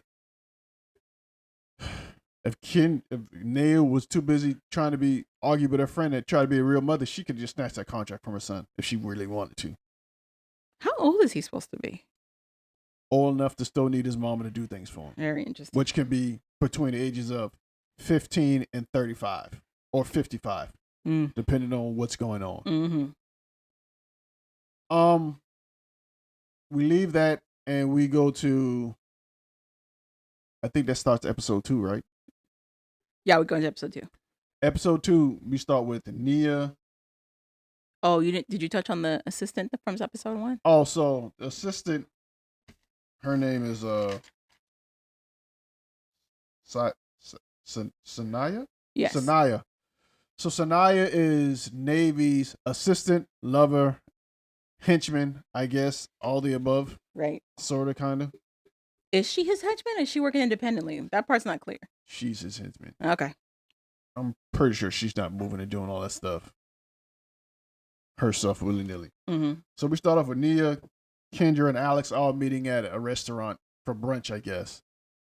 And that's when, first, it's Nia and Kendra there by themselves. And they're talking. And Nia's like, what's wrong with you and Ace? Because I guess she heard her and Ace going back and forth. Mm-hmm. She's like, y'all seem to be going through it because y'all talking to each other kind of crazy. She's like, no, everything's fine. She's like, you sure? She's like, when you get that man some kids, she's like, whatever. Which is crazy. That was wild. What? You think having a kid's gonna lock him down? How'd that work? But she knows that's what he wants. So she's like, man, whatever. She kind of brush it under the rug, whatever. Then in walks Alex, and Alex pretty much tells them all her business. How they can see it though, also. How Navy's a cheater, and he's been sleeping around, and how she's about to leave him. Yes, but she wants to take her stuff with her. She wants to take everything that he has. Everything that she's entitled to. She said she wants to get all her stuff. So then we cut to Vision in the studio waiting for another artist to get out the booth. What is her name? They didn't give us names. So she gets out the booth.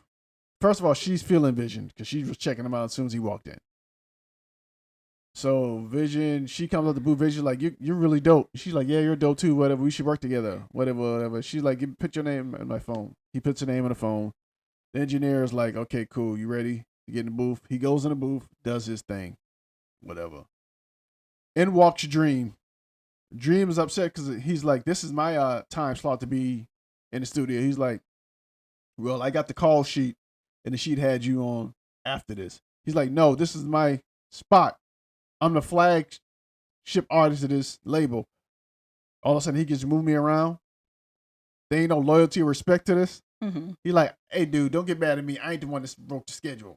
He like, well, I need, you know what? I'm going to talk to the boss man or whatever. Mm-hmm. Vision leaves and goes and talk to his manager, Roland. Roland's sitting there, and Roland's like, what you want? He's like, yo, they switched my time in the studio. He's like, okay. He's like, and? He's like, what you mean, and? I'm the flagship artist of this thing. He's like, oh, now that stuff going to your head. He's like, dude, just do your job. You'll be fine. He's like, do what? He's like, no, with the loyalty. No, he said it was disrespectful. It's disrespectful. Dream says it's disrespectful because he is their high-profile artist. He's like, where's the disrespect? So they switch times. But then that girl comes in, another artist with 30A. So then another artist comes in to explain that like there is not coming from nowhere. Dream is like, I'm out. She's like, hey, Dream. And Dream's like, whatever. And she's like, what's wrong with him? She says he's being egotistical. She sits down. She's like, I think I need a manager. He's like, you don't need a manager. He's like, if you need a manager, then he said it's mostly for clout. People mostly get managers for clout. You don't need a manager. He's like, what's your tour date? She gave him the tour dates. He's like, you got any press releases or whatever? And appearances? She's like, I got appearances at this club. She didn't know why you need a manager to manage stuff. Mm-hmm. He goes, really? What you gonna do? So then, just like in a Dirty D, she uses her sexual prowess to. Did she? It faded out real quick. Yeah, but they didn't have sex. That's the only difference. But she pretty much hinted to him, you get her. So my thing is, that didn't come out of nowhere. This was the same dude who thought she was being rude at the press conference when he was like, he was interested and was like, what's up? And she was like, what's up? And he was like, that's really dry. And she was like, you being real thirsty. And he's like, oh, I keep forgetting these hood rat bitches don't really like to deal with niggas that have manners. And it's like, what? So it's coming from there. So she knows what he's asking for. Obviously it worked. Because there's no reason she could have been like, I'll just pay you. He's like, well, I'm expensive. Then she goes to, well, it comes with other perks. Are you telling me that you legitimately think, especially in the music industry, people aren't having sex to get ahead? Okay. I never said that. Okay. You are putting the onus on the women. You're basically saying these women are so quick to be whores to get what they want. When the reality is these men want these women to be whores so they can get to where they want. All of this is through a male perspective. It doesn't mean you have to give them what they want, do you? You can not do it. All I'm saying is, all they do is they make the women seem like all they have to offer is their sexuality. That's all I'm saying. That's it. Moving on. It blows my mind that you think this is coming out of nowhere. It's like this doesn't happen in the world. I don't care where it's coming from. What I'm saying is, even females who have power Alex is not doing it. All tend to still do it. At some point she's going to do it. To who? We know it's going to happen. To who? The same person that wrote the Dirty D probably wrote the Dirty A. That's what's going to happen. That's how everything, even women in power.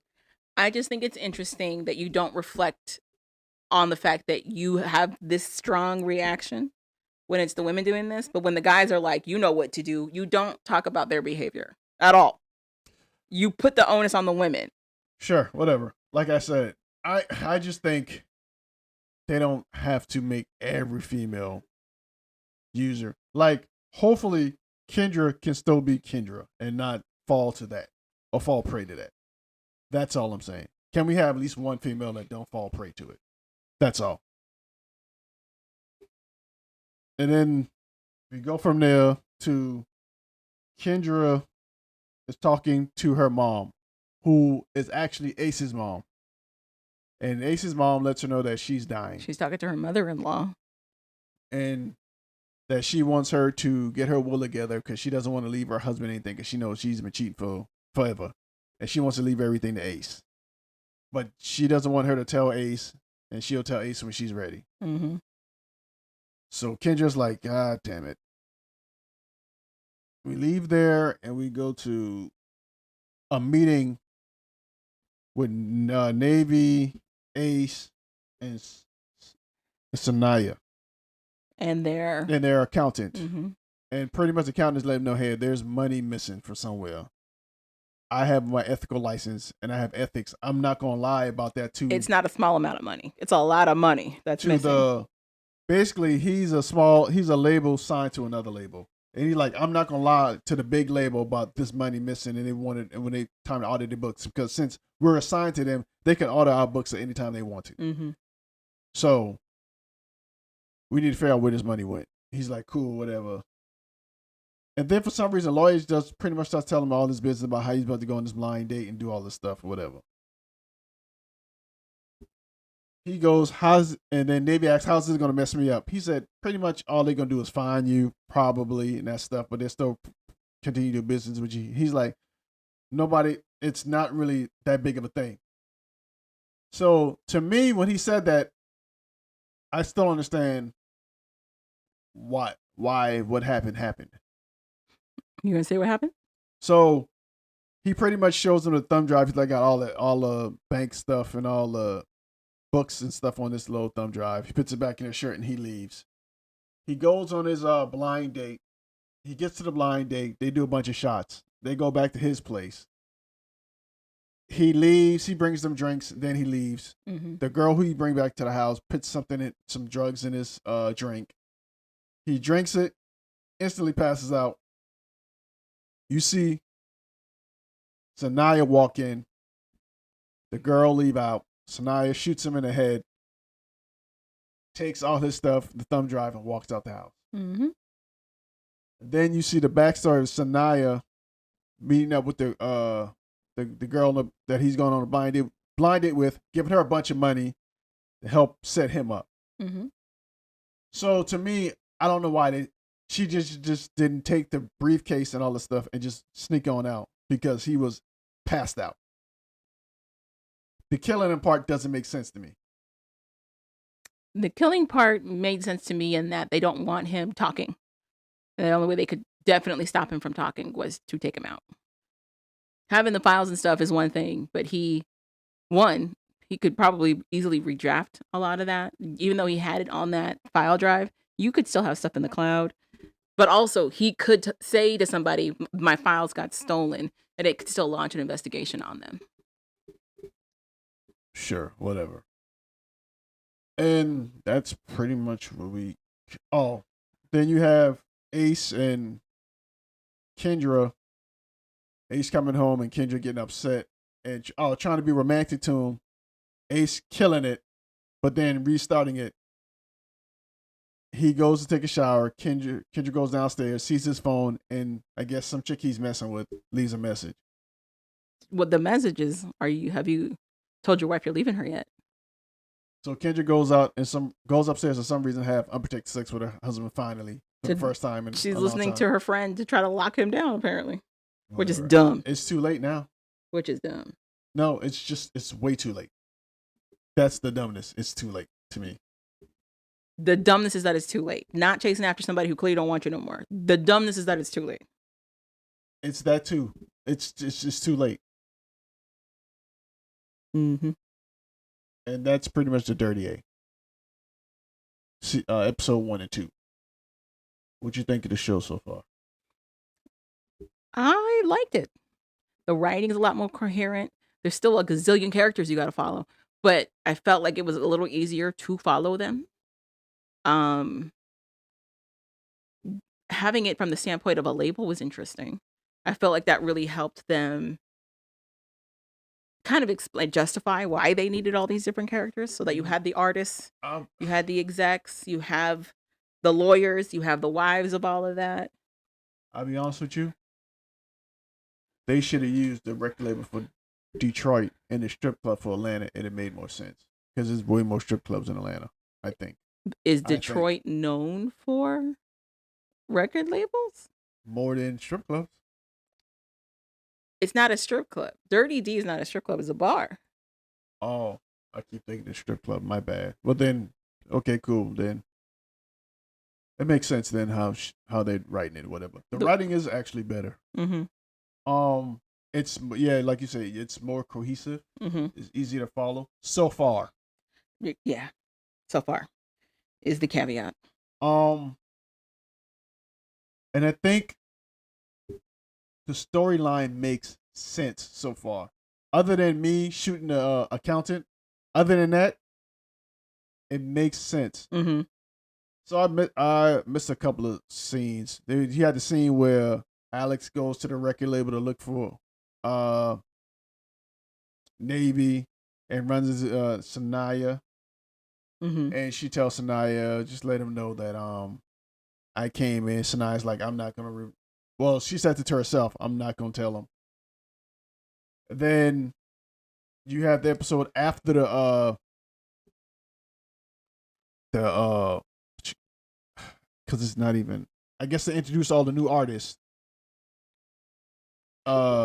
It's really just one. I think they were introducing all of the artists, period. But it's only one new artist, which was Vision. Mm-hmm. You see Navy and Alex sitting there talking, and she's pretty much telling them, I want an office here in the building, and I want you to fire her, Sanaya, and I'm taking her office and this and that. There also was another scene where damn, I just drew a blank. I don't know. I thought it was interesting, Ace talking to Navy, and Navy being like, I'm already starting the paperwork to divorce her. Yeah, that's the scene I missed. And Ace is like, you might want to hold on that because you might end up with nothing. And I'm like, how's that going to happen? How is that a possibility that he could end up with nothing? Because if she's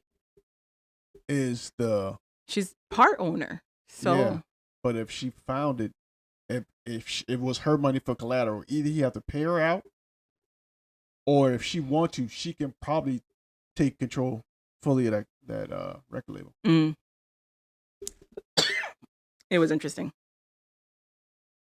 I'm interested to see where the rest of these episodes are going to take us, though. First of all, that Navy dude, they need to change that name. It's a shout out to something. Oh, whatever.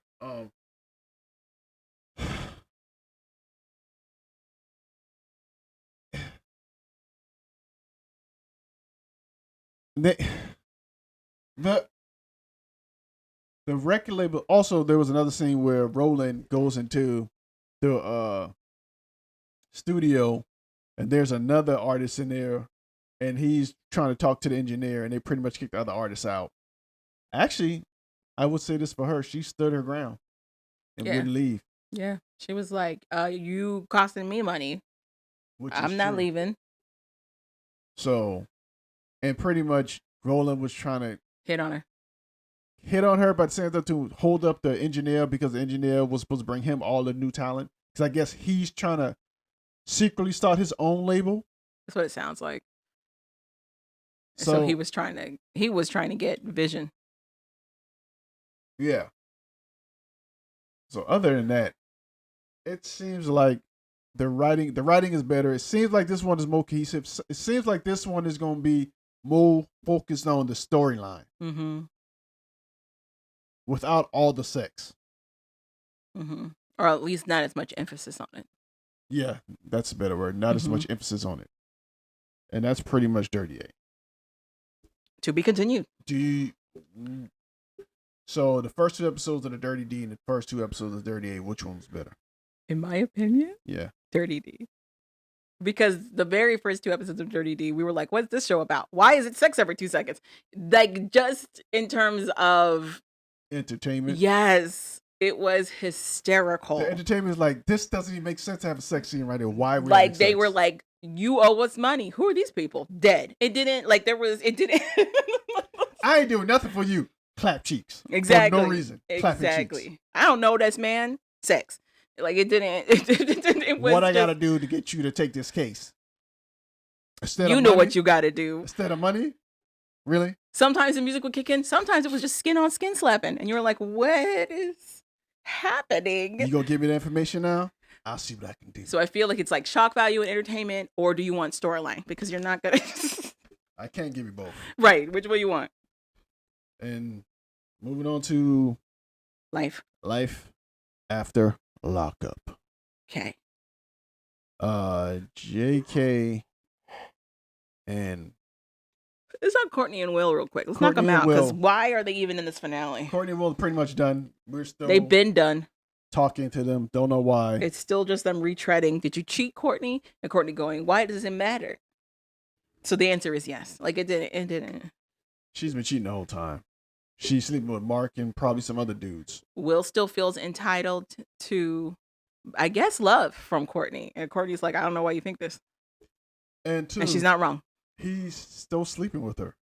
The one time. They had the one time for sex. So he's pretty much moved on with his life and she's moved on too. Yep. That's pretty much Will and Courtney. Yep. That's it. That's not pretty much. That's it. Tisha and Keith. Keith. Letitia. Letitia and Keith. She kicks a fight out of nowhere because about renewing vows. Renewing vows. So Keith walks off and gets in the car with his. He can't get that word in. She is spiraling hard. So he's Screaming. Like, you know what? I'm out. He calls his auntie to come pick him up. She comes, picks him up. He gets in the car and drives off with her. Letitia is still yelling. Yep. And she's like, I'll go home by myself then. Mind you, she just got out of court because they agreed to the plea deal. Like, she should be celebrating. But she's freaking out. So she gets to the house. She's still whatever. Keith gets back to the house after talking to his auntie. She's like, yeah, you're right. I should have just whatever. So he goes home, apologizes. So they end up eventually renewing their vows. Mm-hmm. The kids are there. His dad is the minister or overseer or whatever Overseer. of the event. He's pretty much, He marries them. yeah. And that's... But my thing is they're already married. So I don't think he needed to be a priest or anything. Oh, yeah. Yeah. So then we get the happily ever after story. Pretty much he's still trying to get his kid. And Letitia pretty much got all new charges. All new charges. Forgery and something else. Identity theft. And it's only gotten worse from her since then. Since the show ended, she got evicted from the property they filmed in. And she gained more forgery and fraud and identity theft charges. She's gained even more. Sometimes that just be life. Who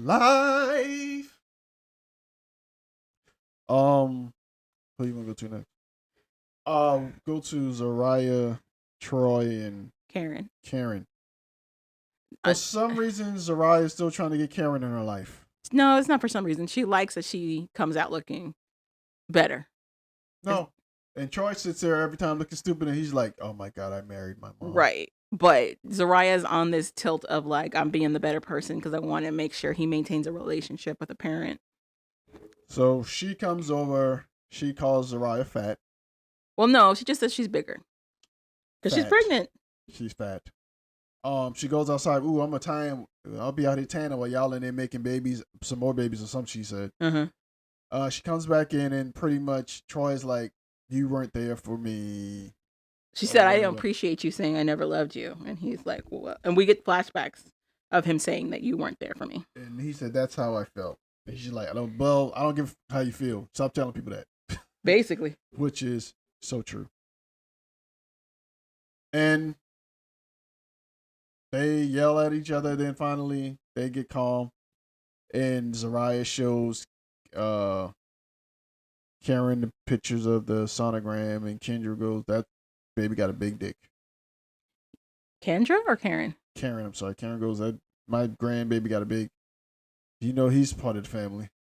I'm like, I don't even know what to do with that information. Why did we even do this in the first place? At Zariah's behest is the reason Karen's there. Knowing that they're going to fight. Knowing that it's going to be weird. And yet she did it again. And Karen pretty much walks off after that. That's pretty much what happens. And that's them. Mm-hmm. They're a happily good family. Little Troy got to come to Syracuse and spend the summer with her dad. Okay. Which was cool. And that's Zariah and Troy. Okay. Moving on to Michael And Justine. Mm-hmm. Michael finally tells Justine that they're broke. Does he say why? Apparently he had to drop 30-something thousand, 30 G's to fix the engine of the M4. I'm confused. Because he was ready to drop 100,000 for the barbershop endeavor. He can't do that. He already told his partner he's not doing the barbershop endeavor because he don't have the money. I'm still confused where the rest of his money went then. I act like I know. And Justine's like, you just could have told me this from the jump. Yeah. And pretty much we found out he had to borrow $1,000 from his mom just to do that trip to New York. But yeah, Vegas to New York is not cheap. Justine goes, we can wait till next year to have our wedding. And he goes, cool. And that's how they end. Mm-hmm. The second oldest is to get ready to go off to college. And they're happily still making it work with their 19 kids. Yeah. Brooke and JK. Mm-hmm. I'm surprised I remember that name. The cops get called because she's yelling outside his parents' house. She's screaming. The cops leave, and she still doesn't stop screaming. So I wonder if she's screaming. They show the scene where the cop comes in, but it was technically after she was done yelling and she left. Mm-hmm. They just spliced it so it seems like he came in between them arguing when really he was at the end. Because there's no way they called him. He left. She continues to yell and the neighbor don't call the police back. That doesn't make sense to me. If it's short enough, I could see them not. Like if they see the cop come and handle it and then they hear it kick up again. Because she wasn't there long. The way they show it after the cop leaves, their discussion after that wasn't long. So she slaps him. Slaps JK. And he goes, and he goes in the house. He goes in the house, I'm done with that crazy hooker. Then mom said, you need to leave around before you go back to jail. He goes, yeah, you're right. Cut to Brooke. Telling her sons that JK is no longer. The sons are telling her, yeah, we knew he wasn't good for you, blah, blah, yada. Her happy ending is she leaves Lubbock, I guess. Mm-hmm. Moves to, I forgot what she moved to. Galveston? Galveston. No, I don't know. She moves to Galveston, you're right. Okay. And to her new apartment with her 2 sons and her bulldog. And then we cut to JK fishing. He's like, I was trying to call Brooke to see if I could take the boys fishing, but she's not answering my calls. I'm like, I don't know how true that is. But he's like, so it's time for me to move some more fish in the sea and all this stuff, whatever we'll do. We also get a scene of Alex finally having her baby. Is it JK? They didn't say. Oh, okay. Well, they probably said. I just didn't see it on the screen. And that's Alex, JK, and Brooke. They break up. Okay. They break up. The end to their saga and madness. They gave a little after for Daniel and Bianca. We know that they're broken up. Bianca has a whole new man and a baby on the way. And a baby on the way. And Daniel lost that apartment. And now he's living in a halfway house. And lost his job, too. So, yeah. No, he's not in a halfway house. He's at a sobriety living. Same thing. I think it's the same thing, but it's a little different. And finally, our favorite, the triples. Joella. Yeah. Kiana. DeMardrick. The real dirty D. Yeah. Joella pretty much tries to call Kiana to have a seat, sit and greet. Sit down. To talk. But her and DeMardrick don't show up. I don't blame them for not showing up. I kind of do. If they want to get over it. Of course you do. If they want to get it over with. That's all I'm saying. I could see from their perspective that it will never be over. Like, you know what I mean? Like, yeah, they've met a lot of her demands, and it still hasn't been done. But we both know it's not her. We both know what's not her. It's not her. The reason why it's not over, it's not. No, the charges. They're talking about the charge because that's what she's holding over their heads is the charges. Yeah. If you want me to drop the charges, come meet me and whatever. So just have to sit down. It can't hurt nothing. But the thing is, she said, if you want me to drop the charges, give me this money. And then it was like, drop the charges and do this and this for the kids. And like they've been meeting her on that, and she's still been like, nah. Whatever. I think they should have met her for one last time. Of course I think it would have got over. Maybe nothing would have changed. I'm just saying. She still dropped the charges, so it didn't matter. Anywho, they didn't meet. Joella goes, I guess while she's having her talk with the producers, Joella comes to the house and tries to have a conversation with her. She's like, she don't want to hear it. She don't want to have it. So then she's like, whatever, cool. She's like, I'm trying to get this thing done and trying to move on with my life. Kiana's like, whatever. Yeah. For some reason, Kiana thinks she's won. Whatever. So then, when Joella... She got DeMardrick. Is that a prize? No. Thank you. It's not a prize. Thank you. But in terms of her and Joella, they think it's a prize. Whatever. Joella shows text message when she's talking to producer of him pretty much wanting her back. And that's where we leave it at.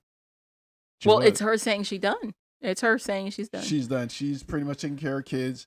And her and DeMardrick do companion. He's like, what are you up to? She's like, why are you even hitting me up? Don't you want to be loyal to your girlfriend?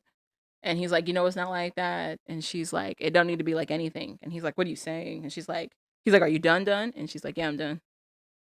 And he goes, really? Like, it's so... And it's hilarious. So, seems like he was trying to pull her back in. But finally, she did what you said. And she was like, no, I'm done. So, word on the street is, it may not have been a choice. But anyway, whatever. Would not have been a choice. I'm going to give her the win. Why wasn't it a Allegedly, when he does that, like, they do that give and take, and he, like, tries to sneak his way back in, basically. This wasn't necessarily an instance where she, like, held ground. She tried to get him to come over again. And he didn't go. Like, he kept the door open for himself, but he wasn't going. And that's how it eventually ended. It was like it was a fade out. So, I don't know. Also, there's word on the street that, like, his youngest, his dad and stepmom might have custody of him. And I think that was the biggest thing that they were fighting her on.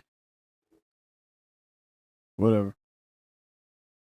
It's all alleged, though. I don't know how true any of this is. So anywho, he was trying to get back in. She said no. Finally stuck to it. I guess him and Kiana are living their best life now because by default. The end.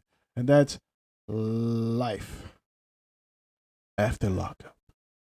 And there's nothing new until January. Oh, it's going to be hard for me. Well, we're in October, and we can do spooky movies. Oh, they got a whole bunch of Popeye movies, scary movies for some strange reason. Popeye became a public IP, which means that anybody can use that character in their stories. So we probably going to watch at least one or two of them. We could make it a thing, because there's a Winnie the Pooh scary movie. And there's a Mickey Mouse scary movie, too. Okay. Yeah, that's what we can do for. So get ready for next week. We figure out which one we're going to watch, and we'll go over it. Popeye the Slayer Man. Is he gay? That's what I'm thinking. Slay, as in the gay one. He's killing people, Joel. But is he also gay? He's also a sailor. There's a lot of stuff about sailors being gay. So you know you can be a straight sailor, right? You can. It's not that But hard. there's a lot of talk about being a gay sailor. Because everybody want to make sailors gay. Because the Marines don't want to admit that they work for us. That's interesting. That's why the whole gay thing. I don't understand what that means, but okay. Is that what Marines say they're the men's department? Yeah. That's hilarious. Yeah. That's hysterical. They're part of the Department of the Navy. They are. Yeah. They're not their own branch. So, yeah. Anywho. But have them tell it they are. They're their own branch. They just fall under Navy. They get their budget from Navy. Yeah. Yeah. They don't have a separate budget set aside for Marines. They have their own emblem. They're attached to Navy. Yeah, but they're their own branch of service, you're saying. Service, yes. I disagree. They're attached to Navy because they have no other way of transport. But that's what I'm saying. Like, if they were their own branch of service, they would. Air Force does. Army does. Marines could. Army technically really doesn't. They rely on us in the Air Force. I think only for certain missions. No. Otherwise, how you think they get the tanks over there? They fly them? But that's what I'm saying. Only on certain missions. They're not all. Some of it's domestic. It's not all overseas. Now, if you want to have this conversation about Coast Guard, I will have that conversation with you. For sure. Anywho, that's. Or Merchant Marines. Yeah, whatever. You got anything else? Oh, shows you're watching. Any shows you're watching? It's spooky. It's spooktacular. October. It's so hot though. I need it to be cooler. It's not that hot. It needs to be cold. All right, it's you. Maybe it is, because I be hot. It's you. Going through the change. And I know it's fall because my asthma's up. Is there anything else I'm watching? I think that's it. It was Love is Blind. My Chinese dramas. Oh, we have Apple TV. I forgot to tell you. Apple TV? Why? It gave me a free 3 months of it or whatever. So we have it. I'm going to check out that Jason Momoa Hawaiian show. Okay. A lot of people are upset because, one, they feel like there's black people in this show. There's not. King Kamehameha is just that dark. Two, it's all in Native Hawaiian. And people are like, if this is about an American state, why isn't it in English? And it's like, Hawaii wasn't always a state. It's so fun. It's so fun just to go back for. Oh, I'm watching Love Island Games. We're down to like the final couples. Who are the final couples? You don't know who any of these people are. You can tell the people who the final couples are. They might know. Just know that nobody from Love Island season 7 made it. That's all you really need to know. Not a single person from the last season of Love Island has made it in Love Island Games. So it's the same girl that wins every year? She's one of the final girls. Great. She's one of the final girls. So we'll see. We'll see what happens. I just don't want Johnny to win. If Johnny doesn't win, I'll be good. Johnny be good. What was that? I don't know. Tourette's. Anything else? Nope. All right.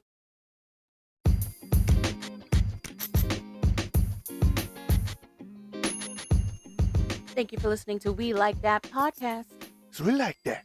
Go ahead and click that subscribe button. You know you want to. And rate us 5 stars. I'm Javon. I'm Calvin. Later, people. And we're out.